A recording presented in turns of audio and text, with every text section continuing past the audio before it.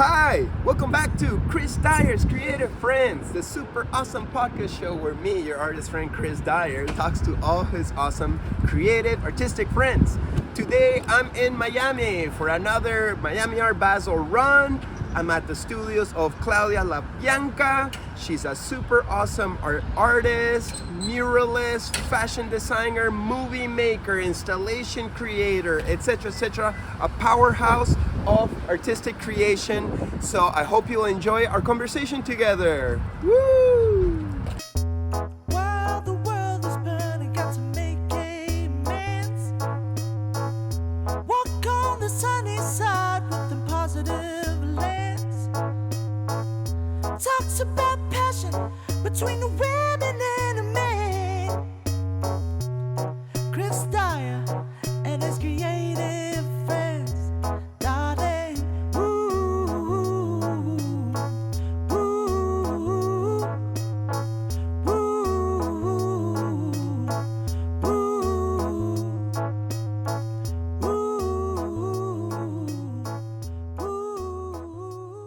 What's up, Claudia? What's up? Woo! How are you? Fantastic. And you? Good. Thanks for having me over your beautiful Wynwood loft. Thank you. It's super Yes. cool in here, oozing with creativity. So we've known each other for like, what, 10 years now or Yeah. something? Yeah, since it's been like about 10 years. Yeah, it was one of the Basels. I was walking around with Kevin Ledos, scooping walls. You know, we bought some bicycles. Like, where's the walls? And there you were painting your beautiful girls. Yes. Yeah. And actually, that was one of my first mural. Oh, no way. In Wynwood. Yes, it was. That's like, I think that was like 2013, but I'm not sure. I remember that Kevin Yes. knew you already. Yeah, 2014, something like that. Yeah. A long time ago. Where Time did- goes fast. Where did you know Kevin from? From Mr. June, from David. Okay. Yes, I met first Mr. June. I was in Brooklyn at the Bushwick Collective. Okay. And that's how I met Mr. June, and then I met Lado. But, you know, everybody knows each other here. Yeah, yeah. Especially for Basel. I feel like Basel brings everybody together. Yeah, the whole family comes here once a year. Yes. But you're here like year round. Yes. What's the vibe in Wynwood or in Miami when it's not Basel? Is it still crazy, right, running around? It's still and stuff? crazy. This is, you know, this is a city that doesn't sleep. And so there's always stuff going around. I mean, during Basel, you see a lot of artists on the streets, you know, painting. So it's not like that, you know, in regular months of the year. But it's still crazy.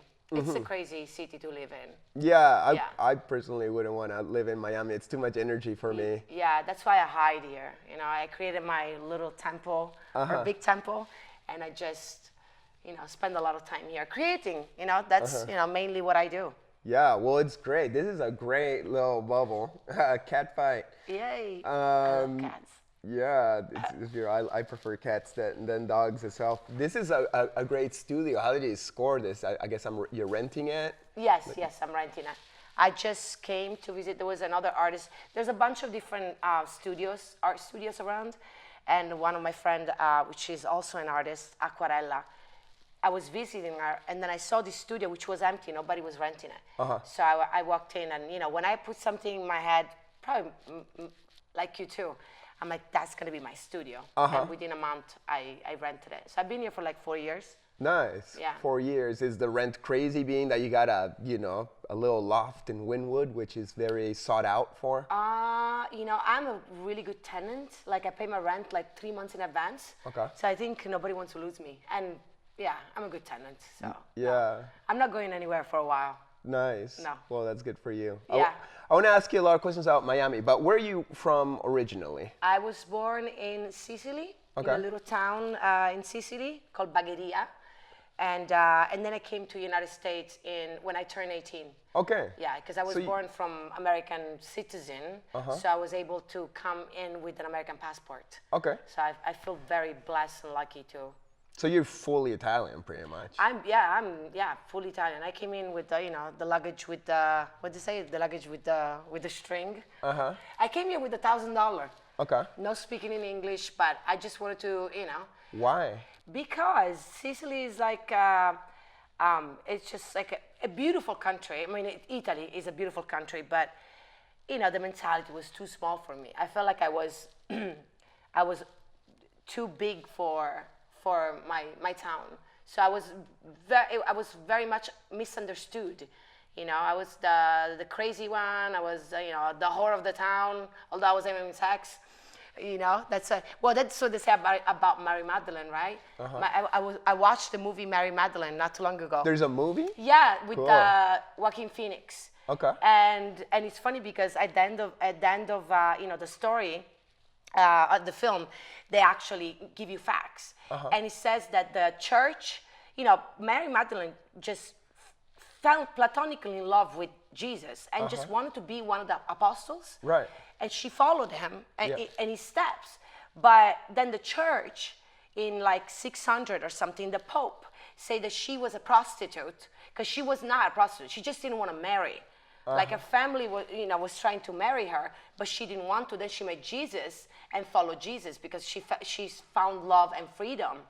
And so the church, after 600 she died, she was named a prostitute from the church.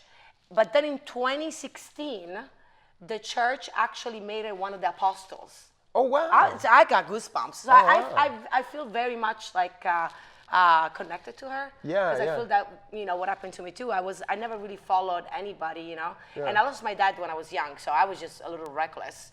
And I just would like, you know, create art and, you know, I think my first mural that I did in Sicily was, I was 11. Oh, wow. And yeah, I was just trying to like, you know, run around town, make art and just be very well misunderstood. So when I was 18, I told my mom, I'm getting the fuck out of here. And I did. And I came here and it's all history That's since awesome. then. Yeah. I appreciate the character of Mary Magdalene. You know there's a gospel of her, right? I haven't read it, but I want to read it. I hear it's all about tantra too. So like sex, but conscious sex. Oh. Like sex for spiritual connection. I need to go get that book right now. Yes.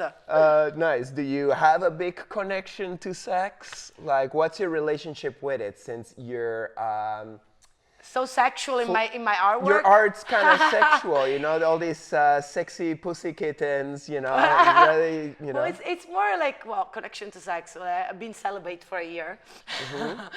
Just because I'm like a fighter, you know, like fighters don't have sex before the fight. So I'm still waiting for my big fight. But the reason why I paint this, you know, sexy woman, and mainly like confident in their sexuality and in their own skin, it comes from, you know, back then when I was, you know, like a teenager back in Sicily, I was, you know, losing my dad and just struggling with my teenage years. I gained a lot of weight, so I was like, you know, the chubby girl in town. So I was getting picked on a lot. I didn't know what bully was till now. Now I know what. Now I realize I was getting bullied back then. I just thought it was normal. But they would pick on me because I was, the fat girl in the group. And so what I would do, I would go back home because the only thing I knew how to do was drawing, and I started drawing all these very sexy and strong and powerful women superheroes. But it was they were my protectors. They were my dream. I'm like, okay, if I can be that, if you think that I should be that, then I'm gonna draw them because I can create them. You can't. So that's where all these, you know, amazingly sexy women came from, which I think I became one, right? Right. You manifested yourself to be one of your characters. Yeah. And I wonder, and these are all questions because I don't really know, if like having all these images of like such beautiful women inspire you to be like that, or in contrast and comparison maybe can bring you down and be like, well, I'm not like these perfect idealized women. Like I guess it depends on the viewer if it's something that lifts them up or like brings them down. Well, personally, I feel like they inspire me, right? First they were my protector, now they inspire me. I also do a lot of like different ethnicity, you know, and like every woman is shaped different. I love voluptuous women. Everybody should like, you know, welcome their body and their curves. But the feedback that I get from other women seeing my work it's very positive because, one thing is seeing the art, but I think that when you go dig deeper and like try to understand where does it come from, if a woman like that, if those sexy women were coming from a male artist, I think it would be received different. Yeah. But when, through my platforms, when I'm putting my artwork out there, I always put myself out there as, as a badass, as somebody that doesn't have fear, as somebody that, if I fail, I'm gonna get up again, I'm gonna fucking try harder. And if I fail again, who gives a fuck? So it's very, I feel that it's important to, every piece has a story, right? So if you dig deep, then you find where it comes from. I got lost there, sorry. Yeah, no, it's okay. He's so cute. Isn't she? The whole thing about a beautiful woman in this world, where we're all going for beauty. Like we all like beautiful women. Oh, If yeah. you see a beautiful woman, it makes you happy. Yeah. Your day's Are you talking is about better. butt implants and Botox? Well, the definition of beauty is relative to the person. Right. Now, say like I'm a man, and men get activated by beauty in a more chemical way. You see a woman, and you can't help yourself but be reactive. And different men will act differently. Some men will be more gung ho. I want to hunt down. I feel like that in beauty, there's like there's two things. One is like, okay, I have to be beautiful to be, I have to look a certain way, like the influencers, I have to look a certain way to be beautiful, so I'm gonna go and change my face and like, enlarge my breasts or, get butt implants or whatever. I'm not saying don't go do it. If you wanna fucking do it for yourself, but true beauty is confidence. It's saying like, I do it for me, I love me, and I love my skin, and I love who I am, and so also, you see, I'm a grown up. I'm not 20 anymore. So for me, for example, like I'm not gonna criticize somebody that is like overweight, but why not try to get fit? Why not try to lose the weight? Because you lose weight, you're gonna live longer. You're gonna be able to see your grandchildren, So like, for example, me, I was the chubby girl when I was little, because I didn't know, like food for me was, a comfort. It was my comfort blanket. I needed to eat because I felt lonely, I felt my family was broken, I was getting picked on, and more I was getting picked on, more fat I got, because it was the comfort. But nobody came into my life, back then and say, you shouldn't eat that much. Maybe you should like go to the gym and do stuff like that. I had to learn on my own. And so as I'm getting older, I'm getting fitter, because it feels good. You have more energy, and so why not? Fuck it, get to the gym. Did you have to learn how to interact with the world at all a sign like now men want you and you're like, oh, I'm not used to this it feels energy. so great, right? Now you gotta wrap them on a finger. But is that Where's the annoying? whip? Is it annoying to have men come and hunt you down? I think like, I'm very intimidated to men. I mean, like we're friends, so that's okay. But I feel like that every time I interact with like a man, I feel that there's a lot of men are very intimidated, because I'm so strong. You would need a really strong dude to like tame you down. No, I don't want a strong dude, actually. That's funny. Like, I like, I'm an alpha woman. So, an alpha man, I'm just going to, like, punch him in the face. So, you guys would I like, well, I guess I never met a real alpha man. I just met. Oh, they're out there. No, they want to be alpha. Like, they have to. I personally don't like, and what's going on in the world right now. I don't like, I don't believe in patriarchism, and I don't believe, the women are down here and men are up here. And, obviously the world is changing and, we're becoming more aware, but women have suffered a lot, right? I mean, women have been put down. And let me tell you something, brother. Women birth kids, okay? We crack our inside open to let life out. Okay, so that's, I know, like, sounds like horrible, but that's what I'm saying. That's what I'm saying. Tell me one thing, and that's like crazy. You could see like a single mother, okay, having like all these children, working 3 fucking jobs to pay the rent, to feed their kids. Like the fathers are gone, But oh my God, when there's a single dad that is taking care of their kids, they're like gods.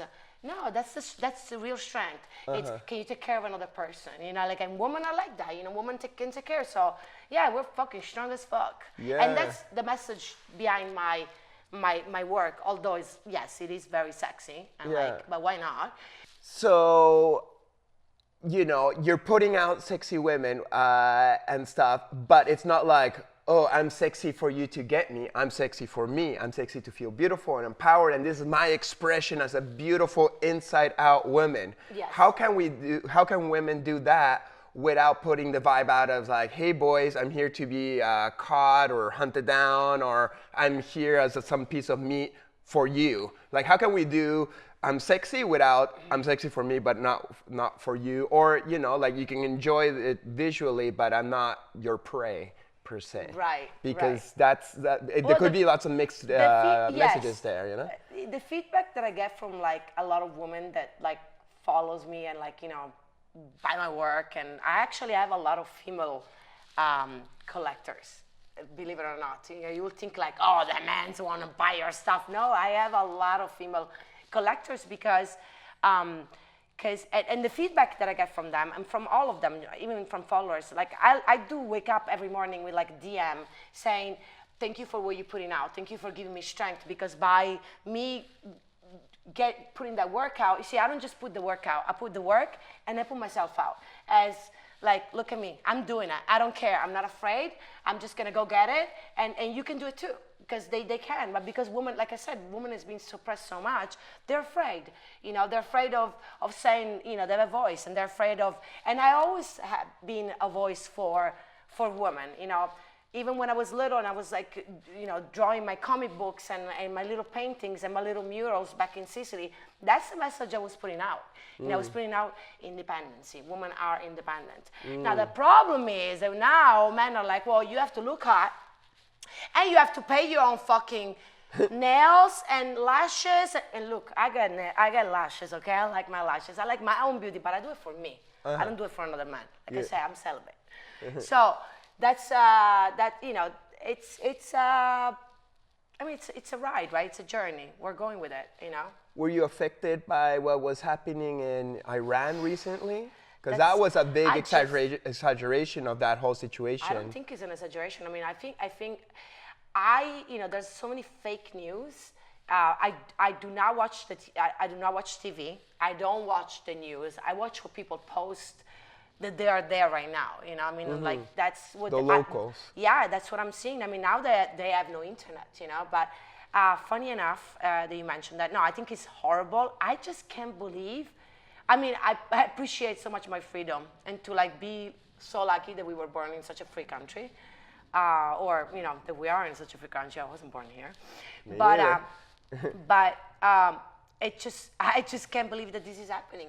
It's still continuing to happen, right? They're killing women on the streets because they're fighting for their rights to not use the saris. Well, but it goes beyond that, you know. It goes beyond the fact that, like, you know, women want to be in that country. Women want to be. They want to repress women because it's such an old, you know, or such an old country over there. It's such an old how you call kingdom it? Or monarchy. Well, it's a patriarchy. It's a patriarchy. But like, again, women give life. We birth. We have such a strength. We're goddesses. You know. You ask me. You know. You can silence it if you want. Sorry. I was actually thinking about like, where is my phone? But funny enough, talking about this, I got contact. I've been wanting to do a mural about it, about, you know, like the first Iranian that was actually killed. And you know, we manifest, right? You know, we are artists, we are creators, we manifest. And I wanted to do a mural. I was looking for a wall to do a mural for, you know, in honor of this young lady. And soon enough, I got contacted by a group of Iranian women, you know, that they are actually in Miami. And there are like 20 of them. I'm not sure how many, because I haven't met them yet. They're supposed to have come today. Because they're we're doing a mural together. So they're giving me, like, so now I feel like more part of it, because before it was like, okay, as an artist and as a female artist and as, you know, female that does woman empowerment, how can I contribute to this? I have to. I felt like I had to. Right. And then all of a sudden I get contact from this group of women, and I'm getting chills just thinking about it. So we're meeting Thursday, which is in 2 days from now, right? Okay, because today's Tuesday. Yeah. Oops. Because we're gonna work on a mural for you know, for them. That's you know? beautiful. I mean, and I told them, like, I'm the only known Iranian in the group, in the chat that they created, and I'm just feeling so blessed that they, you know, that they allowed me to, you know. Right, and they're guiding you, you know, Yeah, like they're of course. creating a proper bridge as opposed to you being an observer, being like, I think I know what's going on there, but you know. Well, but they're bringing in the real, because they have families there. They're actually like, they're telling me what's going on. Like, see, that's the thing. There's so many fake news. You don't know what's real and what's not. Right. But they have family there, and they're getting phone calls, and they're really like, it's horrible. I mean, you know, we hope it ends. We just have to, like, keep fighting for it, right? For women's rights. Yeah. It's 2022. I know, it's so We're gonna basic. be 2023, and it's just like, these women are getting killed. Why? Because they have to wear these things that It's some caveman shit. So prehistoric. Yeah. But hopefully the energy keeps on moving and things keep on opening up in all our countries, because this country has issues too. So yeah, but I think I still feel that this country, I mean, I lived in different countries. You know, I come from a different country. I still think that there's no country like United States, you know. I want to bring it back to Miami. So how Yes. long have you been living in Miami? I got here in 1997. Yeah, so that's 20, oh my God. Are we revealing my age? No. No. We're over 40s. We're in our 40s, big Yeah, deal. we're- And we yes. still look beautiful. Yeah, and we're better great. than ever. Dude, Yeah. I feel so good. Yeah, yes. Me too. I box, every day, 5 days a week. I go, like, for my mental health. It's very yeah. important. Yeah, you're saying you're being celibate because you're a boxer. I But understand. I'm not a boxer. Well, because you're a fighter. You said that. Right, like, no. Like, they say that boxers, they hold on like sexual activities before their fight. Well, I couldn't. So they hold their energy. You know, when I feel, you know what it is? I feel that when I meet somebody that I like, because I'm very easy. Not I'm not very easy at falling in love, but I'm very passionate. And so then I dedicate all my energy into the other person, and I kind of forget my work.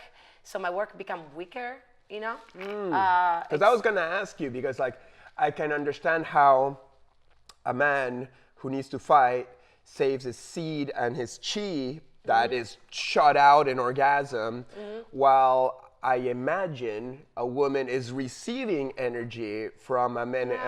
She's giving me energy out too. Yeah. Believe me. She's like, Yeah.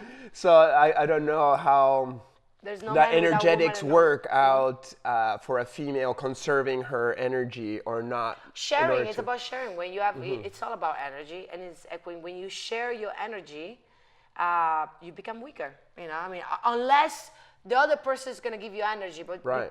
since I'm overpowering, you know, then I just don't get it back as much as I give. So you give out. more than you receive.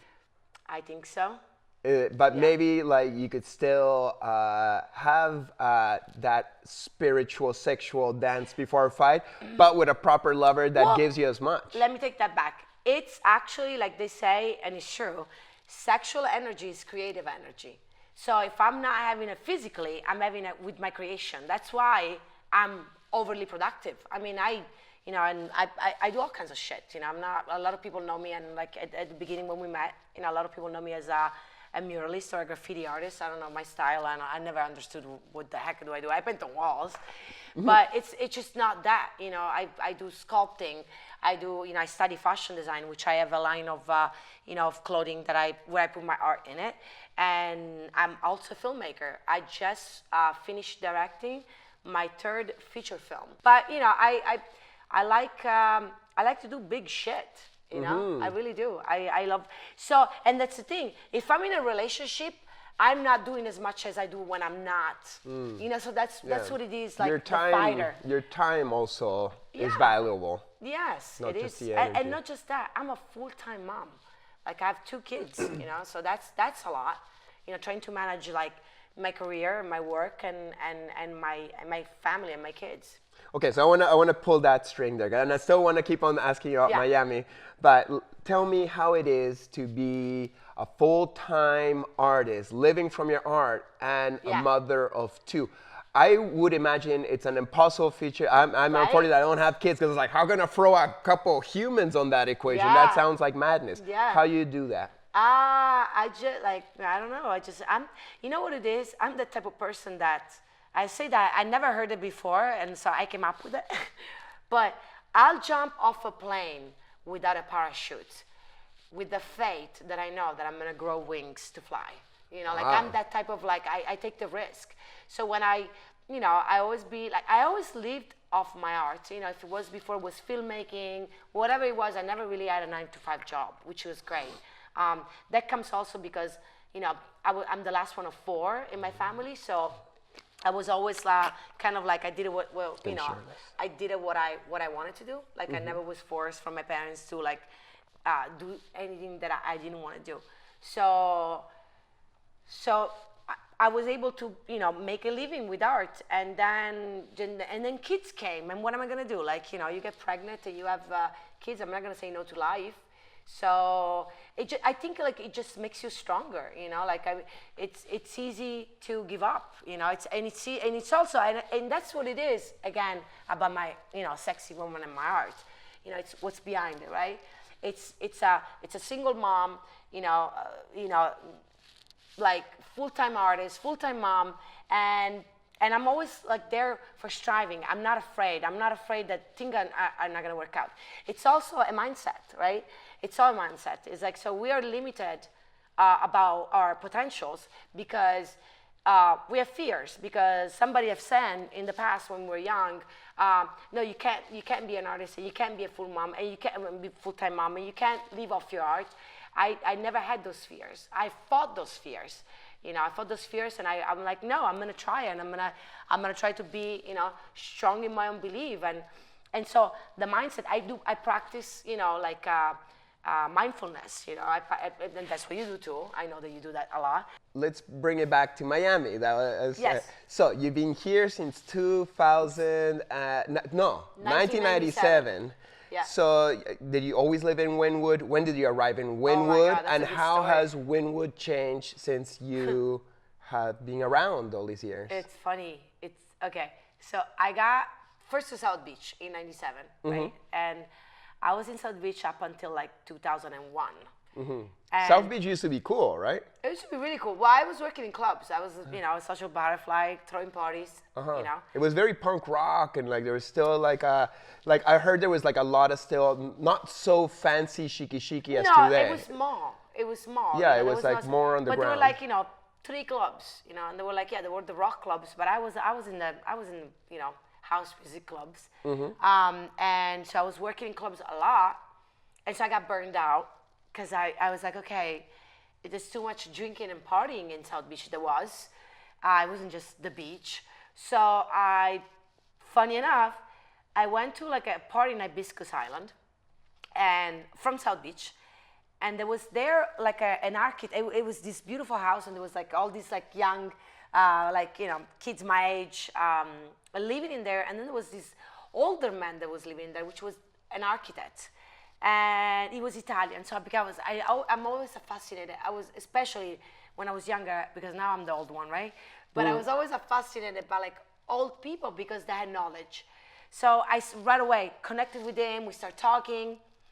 They were going to demolish the house that they were living in, and because he was going to redesign it. So we stayed friends, and then he moved to a warehouse in Wynwood in 2001. I mean, in Wynwood there was only like crackheads and hookers, drugs, and crime, and warehouses, but they were empty because it was kind of like a fashion district. So there was a lot of just big warehouses with nothing in it. So he was one of the first when they moved in, and I was burned out from South Beach. So I asked him, I'm like, can I come and, I mean, you have like a 5,000 square feet warehouse. I'm like, can I just come and, you know, live with you? And he was just like, no, I don't like young people. They don't behave. And he was just so rough. And I was like, okay, but I want to get out of South Beach.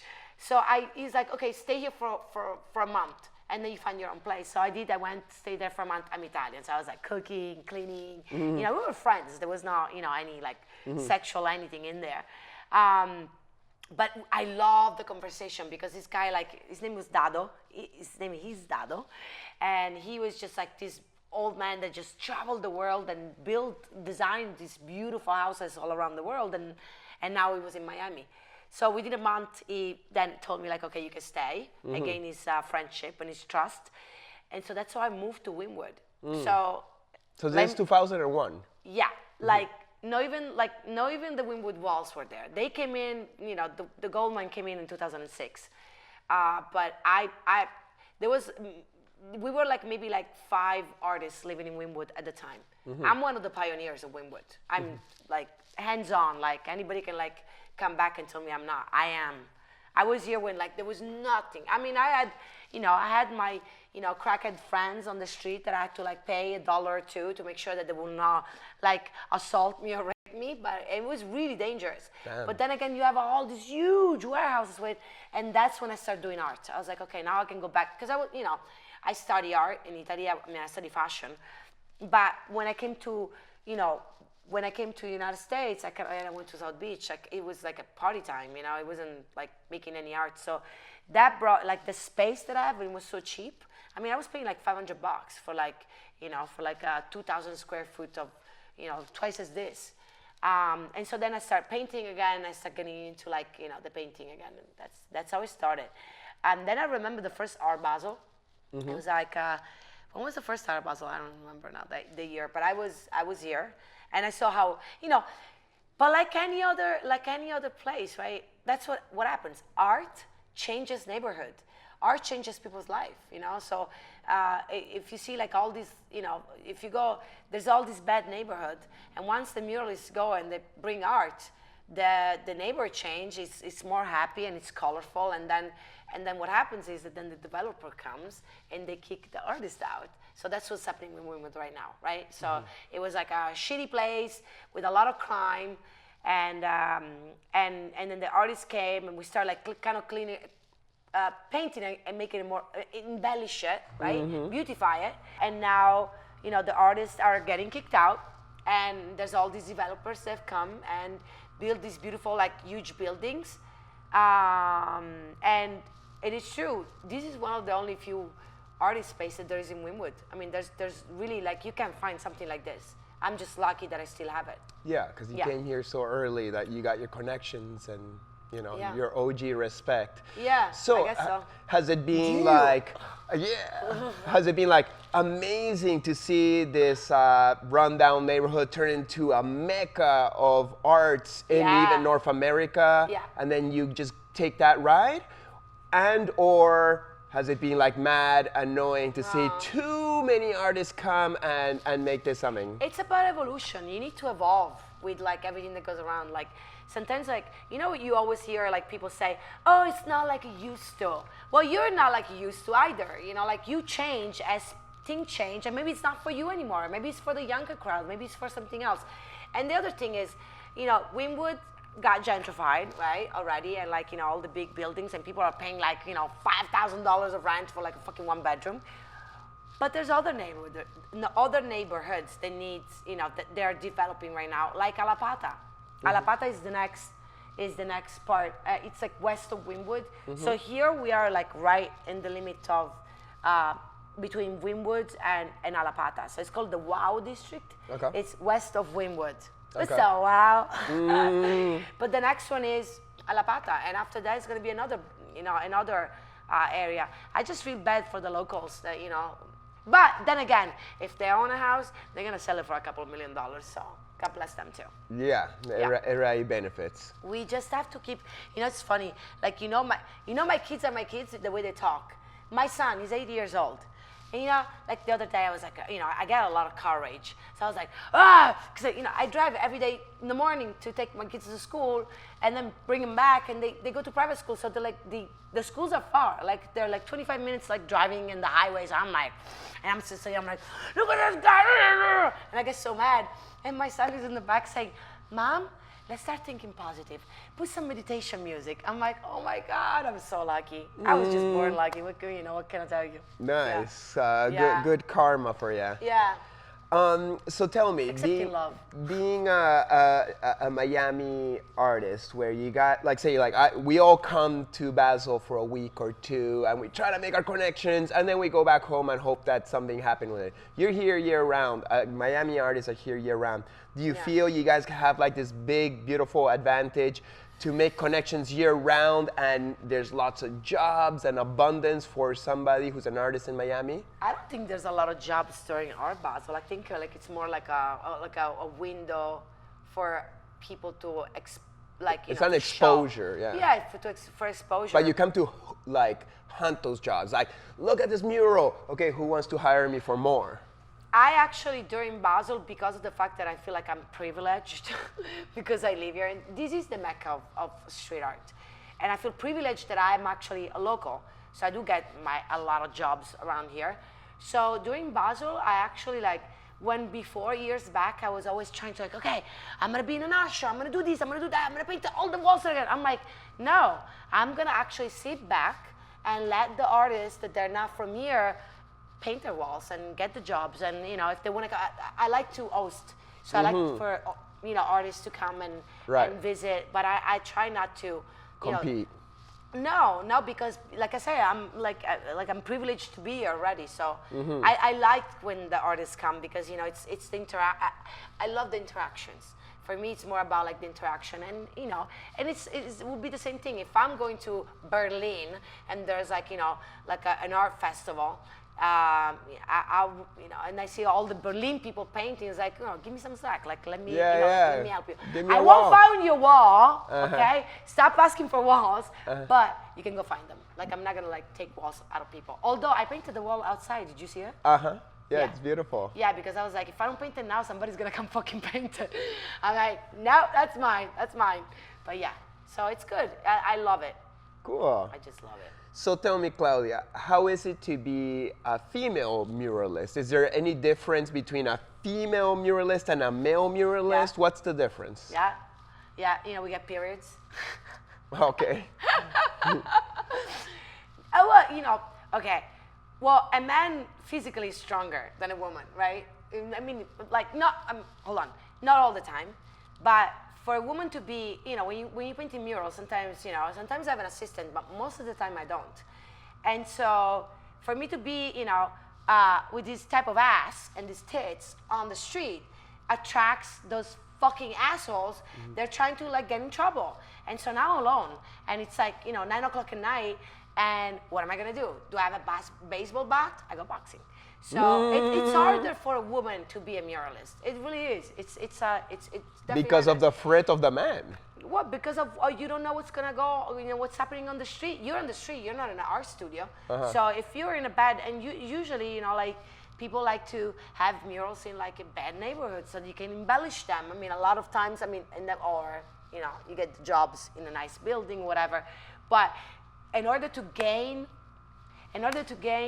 street cred, right? Because when I woke up one morning, I was like, I'm just gonna be a muralist, because I do a lot of things like that. Like when I woke up and I was like, I want to be a director, because of the no fear. Because I'm like, fuck, I live one life, YOLO. You only remember one life. We live forever, right? But I only remember this life. What are you gonna do as an individual here in this world? And I know that so well. I really don't know yet where it comes from. I don't know, maybe because it was good teaching from my parents. But or the fact that I didn't have anything when I was little, and the thirst of wanting more, and now I have, and just have no fear and just jump. They'll grow. Those fucking wings will grow. So when I was trying to, when I say, okay, I'm gonna be a muralist, and I did a mural, and the feedback was great. I was like, okay, I want to keep doing this. Now, how am I gonna get known? So I had to go and start painting every fucking wall that I could find with Wynwood and none. And at the time, when I started, Wynwood wasn't the posh and beautiful place that is now. It was really dangerous. There was still crime. So for me to be on the street by myself with the spray cans And I got approached by all kinds of fucking people. I mean, one time I had like a car like stopping and there were like 4 guys and I thought they were going to, but it's, you know what it is? It's the way you stand. It's the way you stand is very important. So if you have like a certain kind of stand, the way you can intimidate people. Yeah, you have to be like, secure. But it has not been easy. I mean, ask your girlfriend, she probably knows. It's not easy. Yeah. Are you part of the Far and Few project? No, I'm not. No, I've never been asked to be part of it. I had a really good friend that she was part of it. Actually, she was, and I like to bring her up because I'm not sure exactly where she's at. She fell off the train a little bit, but or finding herself. But when I started doing the murals, there was this girl she's part of the Few and Far, which I love because they're such badasses. Does her name start with a K? Yes. I know it. Kazilla the Vanilla Gorilla. I think Kazilla was like, but funny enough, Kazilla was very much like me. She didn't fucking care. She didn't, and our style is very similar, although, because we both study fashion. So, like she has the elongated neck, but when I got into the street art, and I was just at the beginning, I was just, maybe I got 2 murals and I was a scavenger. I'm like, okay, I'm gonna look for walls, I'm gonna just, where? I met Kazilla, and we clicked right away as friends, and she's the one that told me I'm like, can you teach me how to spray paint? She's like, no, pick up a can right now and practice. And so that's how it started. She actually started me. So yeah, I'm forever thankful for Kazilla, because she was a badass, before me that showed me. She still is. I'm sure she's out here. I should hit her up and see if she's around now. We painted together in Envision 2013. Yeah, I remember. Yeah, with Jacob. Hill. Jacob, yeah, I love Jacob. Yes. Yeah, nice guy. But yeah, Kazilla was one of the biggest inspiration that I had when it comes to street art and graffiti. Nice. Yeah. So let me move away from street art and murals and tell me a little bit about your installations at Burning Man. Yay! Well, this is part of it too. Well, one of them. So the first time I went to Burning Man, it was 2018.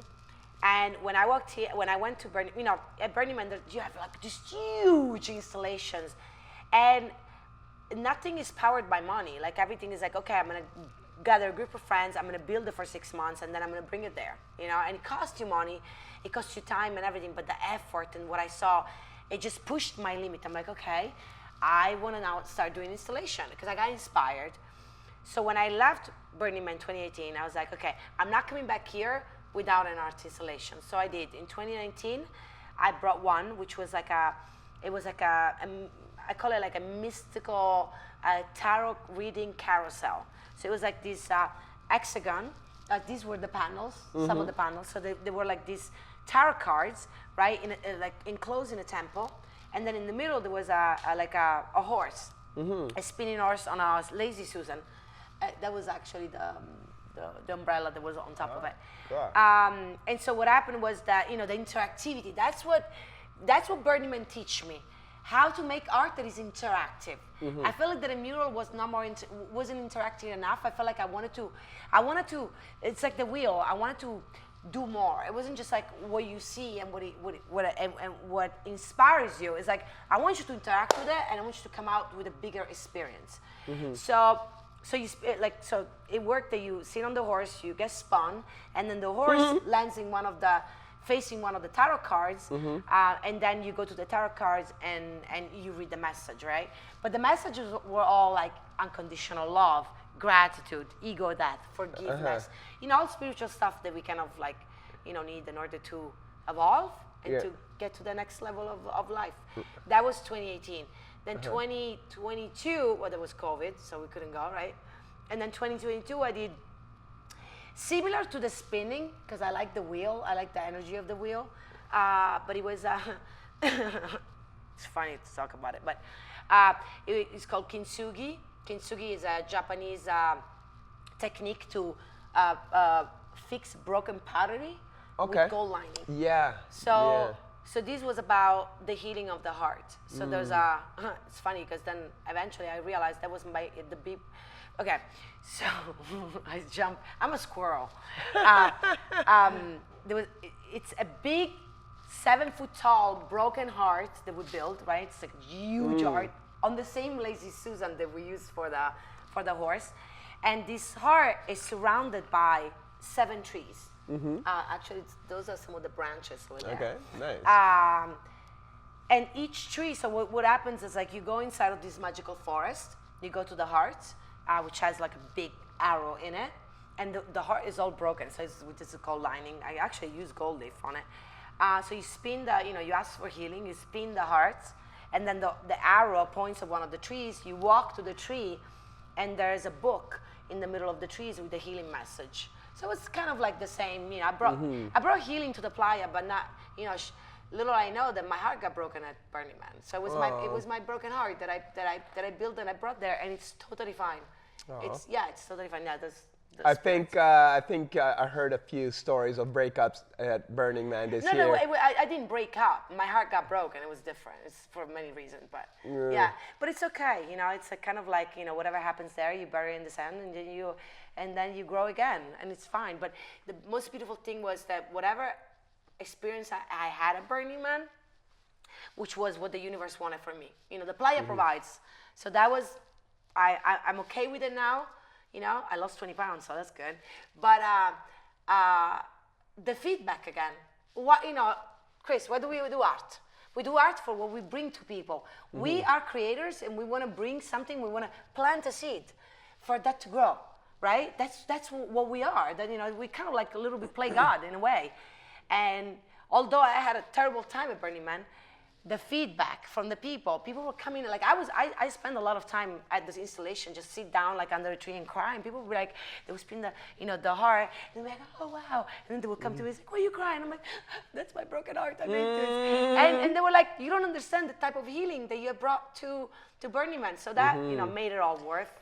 It's almost like your pain of your broken heart that you were expressing through this thing even beforehand.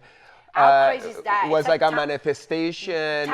Yes. And your emotion was that alchemical ingredient to really activate it. It's like, this is a real feeling I'm expressing here. I have here. goosebumps. Look at this. Yeah. You're totally right. Because I've been trying to make sense of it. I've been trying to make sense. I'm like, how the fuck? Like I worked, and mind you, I worked for 6 fucking months on this stuff and spent over $20,000 of my pocket, my savings. Nobody gave me money. There's a way that, you could do the fundraiser. I just didn't have the time to do the fundraiser.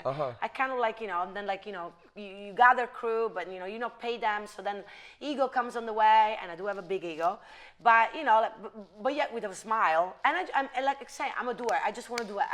I can't, like if you stand in the way, I'm just gonna tell you to move and go. If you don't make my life easier, then get out of the way. I mean, that's how you have to do it. And but yeah, there was like a weird thing. I'm like, I spent 6 months working on this thing, not knowing that the broken art that we were building was mine. And it's like, so, but it was like you said, the activation, the energy. It's like where time and space, it doesn't exist anymore. It's like it was just like very magical. And very fucking hard because it was dusty. Right. So. Well, congrats on making art for the sake of making art. As somebody who should be like, go out there and make some money to pay your bills and take care of your kids. Instead, you're throwing yourself in the dust to make art for the sake of self-expression. Correct. That's the true meaning of being an artist, and I fully respect that. Yeah, it is. Thank you. I get very emotional too. Yeah, but it's true. That's why we do it, but that's why, I think that's why it's kind of counterproductive too, the fact that I do art just self-express and whatever I'm passionate about at the time. That's why I don't stay with one medium too much. Like I've been doing murals for like the past 10 years, but now I'm getting to the point that I want to go back to filmmaking, so there's different things that I do that, they're good, but they're, I don't know. I want to know a little bit more about your fashion design. I saw that you had a desfile de modas, a walk at Wynwood Walls. Yes, kind of recently, right? Yeah. So so because I have a fashion background, like I studied fashion in an art institute in Italy before I came here, and I have all these murals and this art, and I do a lot of digital art now with my iPad that I love so much. I start putting my art into kimonos, like robes, and they're like super soft, and they have all these different design. So then that kind of like I did it as like I do everything. I just did it because I wanted to do it. I just took my money and invested. I'm like, I'm just gonna do this line, and all of a sudden like everybody want to buy it. And it was actually at some point, I mean, everything takes consistency, right? But at one point, I mean, they are right now being sold all around the United States. I got these people that do like, wholesale. So they're everywhere, like, and I wasn't planning that, I wish I did plan that in a better way, but yeah. Great, congrats. Yeah. So then the Wynwood Walls came and say, hey, do you want to do a fashion show? And we also did a fashion show with a movie night because, like I said, I think I said it before, that I'm also a filmmaker.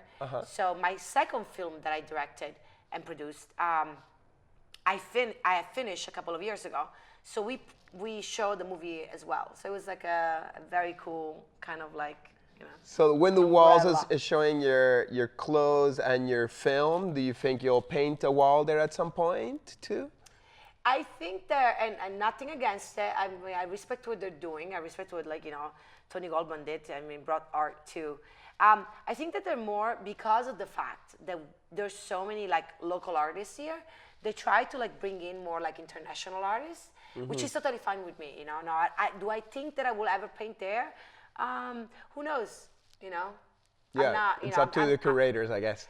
Yeah, the curator, but I think my work is not like what they're looking for in a way. My work is just not what, but then again, and they work with a lot of big artists, I feel like, so I'm not there like asking for them to make, whenever they call me. Well, the Wynwood Walls, it seems like the spot for tourists. Like, oh, you come from out of town, you want to see all these worldwide artists, like here's where you go. If you want to see the locals, the rest of the street is there already. Right, so which is totally fine, I have nothing, I mean, I love the art that they bring and all the artists that go. Bless the artists that go. I mean, I got to show my fashion line and my movie, so I already like, You're happy. Yeah, I'm very happy. With the space that you got. Yeah. So tell me a little bit about the film expression that you have. I don't know if I want to know about a film career or is it just something that you do? So then again, it was 2006. So I was living in Wynwood, right? I was like one of the pioneers. I was there and everything was happening and I was painting.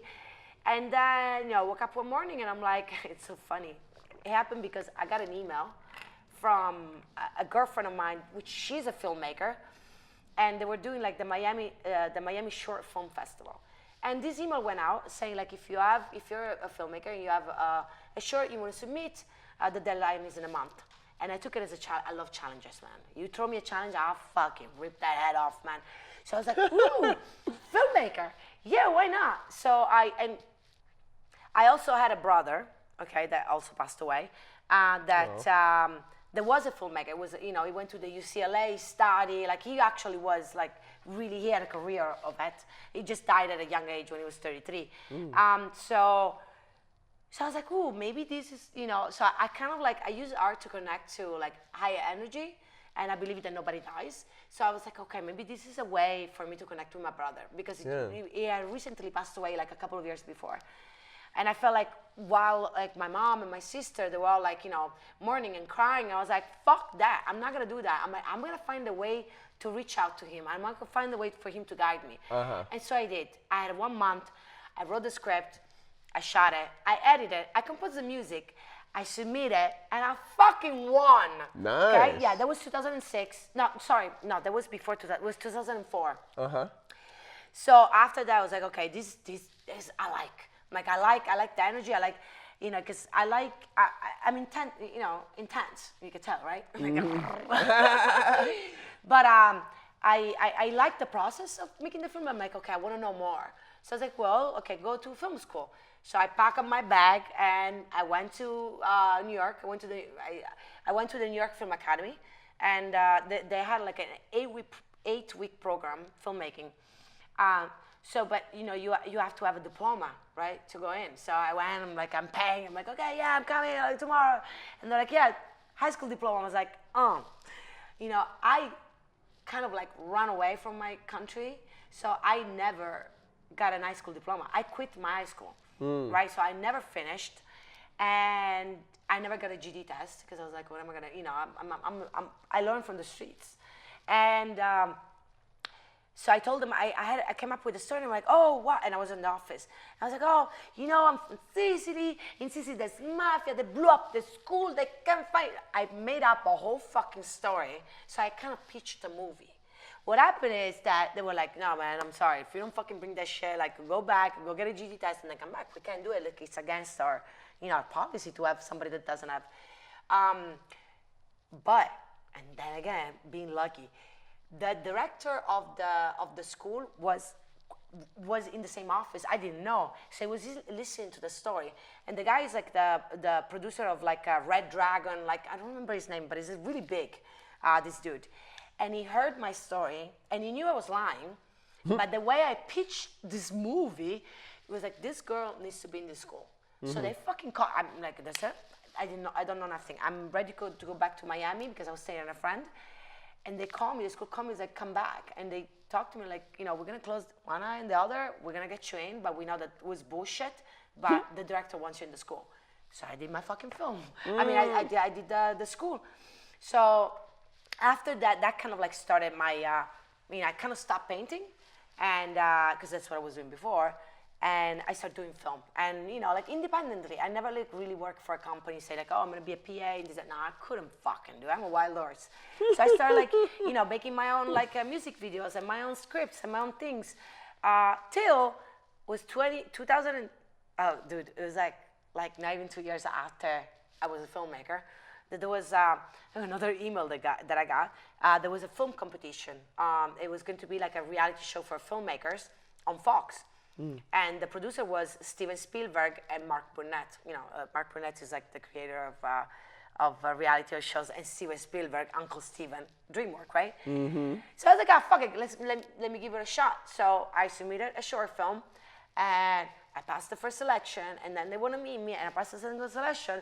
Long story short, I was one of the finalists on the show. So okay, yeah, so you were in a reality TV show about filmmaking. A couple of them, but yes, I was on a yes, correct. It was aired nationally. Yeah, it was big. I mean, I was after the show, I was under contract as a filmmaker with DreamWorks.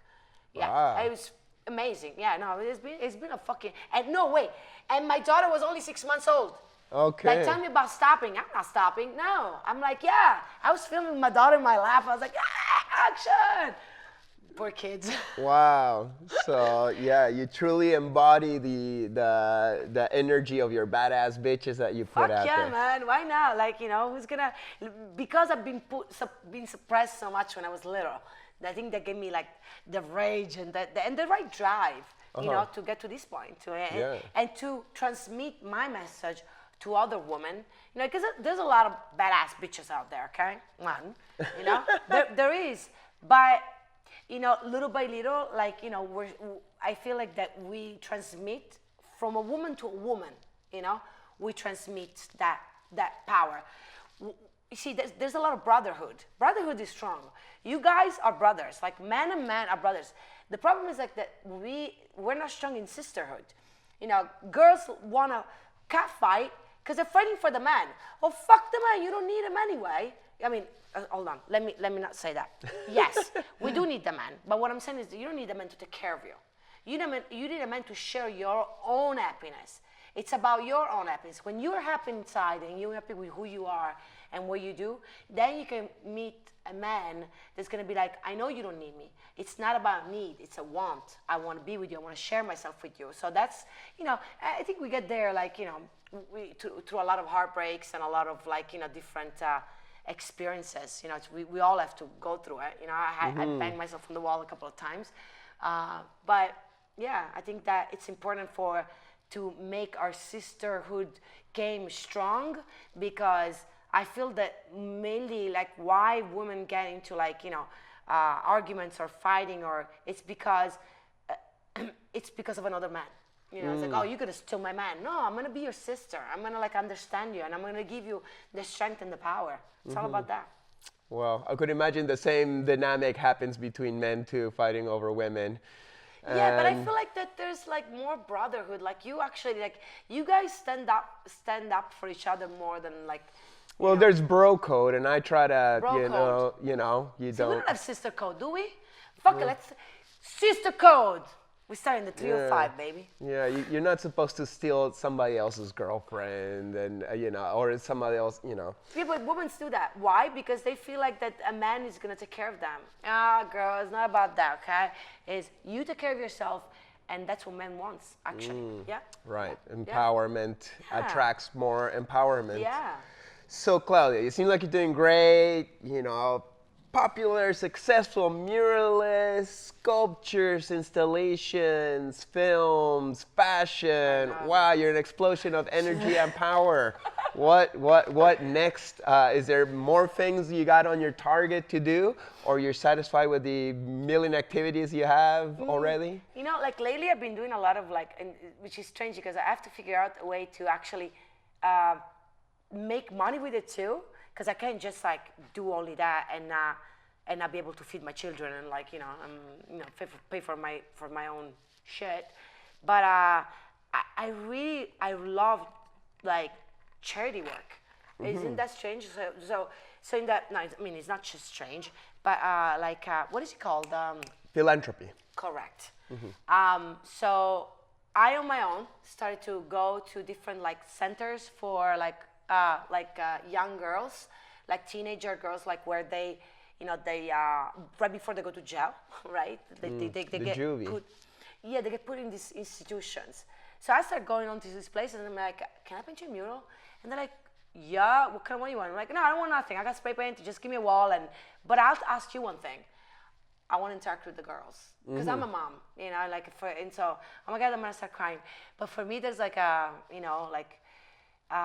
all these like young girls, young boys, I connect with the girls more, is that they're so broken. Like I'm so lucky to have come from like such a good family, you know, such a good background. I live a great life, you know, I have great kids, I have a fucking career. I'm like, fuck, bro, I'm fucking lucky and happy. It's like, how do I share that? Like I feel, so with girls, and especially being a mother of a teenage girl, I feel like that's the only window you have before they grow up and they fucking go to jail and their life is fucked up. So that's what I started doing is going into these institutions and painting the murals with them. But like really the meaning is because I do a presentation, I told them who I am, I do this and that, and I came from nothing because I didn't come from a rich family, I came from just a little small family. And I get to like intervene, do like an intervention, like a 5-minute intervention when they're thinking I'm just painting with her, but no, I'm doing intensive fucking therapy with them. Psychological. So, yeah, so that's one thing that I want to I would like to do more, like philanthropy work. But you know, there's also like I can't just do philanthropy work and not be able to like pay my bills, right? So I'm figuring that out, and definitely going back to filmmaking. I love being a director in a director's chairs and tell people what to do. I fucking love that shit. I'm like the best at it. Well, I have a vision, you know, like what is the director's like? Yeah, it's like when you paint, like you have a vision. Like I have a vision of like how I want the movie to look, how I want it to feel, and coming from like a visual background, right? That helps a lot because then like you got the style down. Yeah, you know. So that's what I'm going. You know, I want to get back into it. Beautiful. Yeah. Well, thank you so much, Claudia. We're coming to the end of our show. Would you have some final words to our millions and millions of viewers? Always believe in yourself, right? If you have something, if you feel that there's something inside that you feel you need to do, don't be afraid of failing. Just do it. Just go with it, and because there's a purpose. And I always to find the purpose. You know, everybody, whatever we do, we should always have one thing in our mind. How is it gonna better humanity? If you're doing something that can better humanity, even like a little bit, then you're doing the right thing. So that's it. Beautiful. Well, thank you so much. I really appreciate Practice positivity. Really appreciate being here in your beautiful home and have you share all these beautiful words with us. And thank you guys too for tuning in to another week of Chris Dyer's Creative Friends. Yay! And please press the like button, share it, comment, subscribe, all that boring stuff that really helps us, more people to catch these beautiful conversations. So thank you so much, and I'll see you next time. Blessings! Woo! Next episode, my guest will be Karianne Bade. I still do consider my role as a teacher to be someone who helps unlock human potential, helps people with their creativity, helps them unlock their potential in the way that they have a voice, they have a calling, and it's not my place to say what kind of artist they'll be. It's just to help them breathe and push and become the artist they want to become. My hope is that my students become the future of the entire art world, and we're all helping each other and friendly and supportive, and we're not only artists and teachers, but they become ambassadors for what is consciousness, what is creativity, what is human potential that could hopefully transform society. So please make sure to subscribe, like, comment, and share. Big thanks, and see you next episode.